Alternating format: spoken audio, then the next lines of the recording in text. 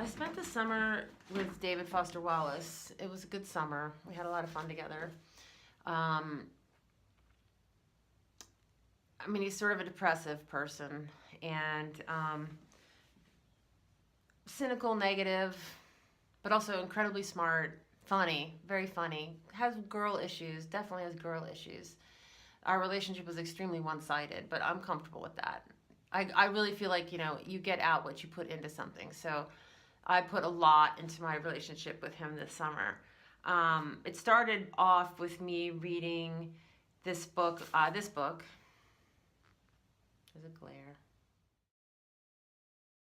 I've gotten so much out of my self-help books, and somebody was mentioning that David Foster Wallace had like shelves and shelves of self-help books, even though he was like a philosophy major at Amherst College, and I think he got into Harvard to study philosophy, but then he ended up not going because he had a mental breakdown. But mental breakdowns, every good philosopher should have a mental breakdown.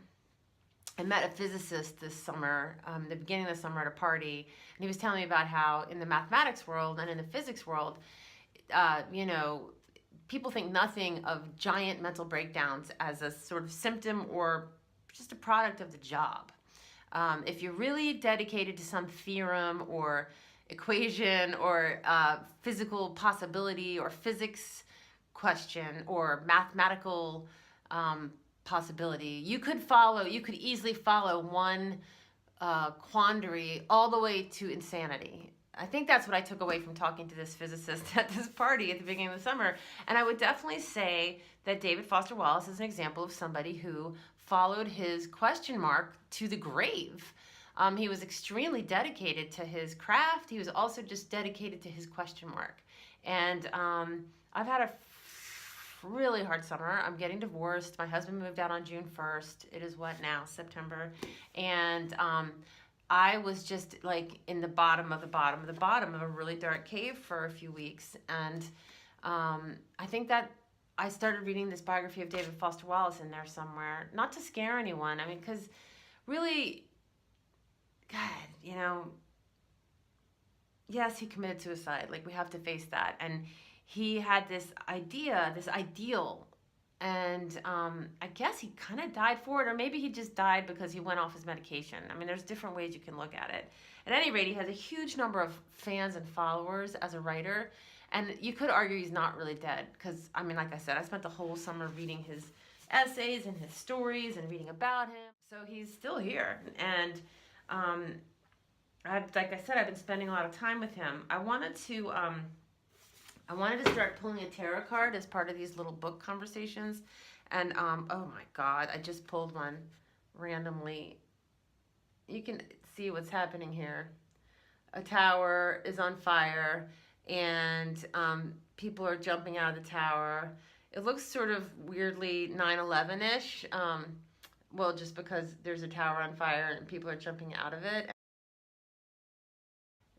You could just call this the Tower of Learning, and that David Foster Wallace jumped out of it and did not survive it. He didn't survive his own writing on some level, or you could argue that the writing kept him alive a lot longer than he would have been, because I think he had his first breakdown when he was about 20.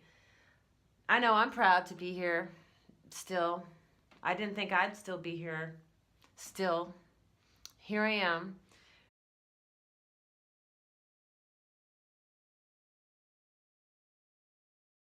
Let's look at the card again. This is how we're going to use the card to reach out like beyond this dimension. Yeah, there's this kind of, I've been very curious about dimensionality. And when I talk about dimensionality, it has something to do with time, and time being an illusion, or going forward and backward, and relationships. I think the reason that relationships are interesting is because of the energy we share with people. And I am so super sad about losing my marriage, but I know that I'm still going to be in a relationship with my husband. The energy is so fucked right now. It's having a bad effect on my 2 kids, and that sucks. What else can I say? I'm in this weird place. I guess when I look at that card, what I see and how what I see and how it relates to David Foster Wallace is like you could see the tower as the self, like a person, and you could say the top of the tower is the brain, and that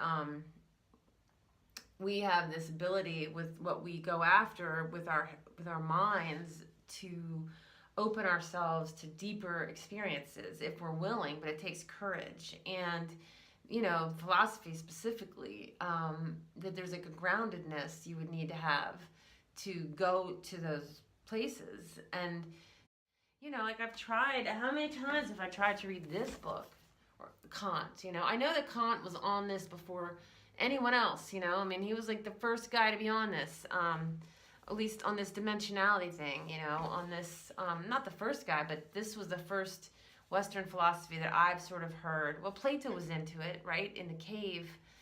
Into what? Into these other dimensions. And also our just freaking stubbornness not to see them. How I bring it back to the card, because I want to wrap it up. Oh.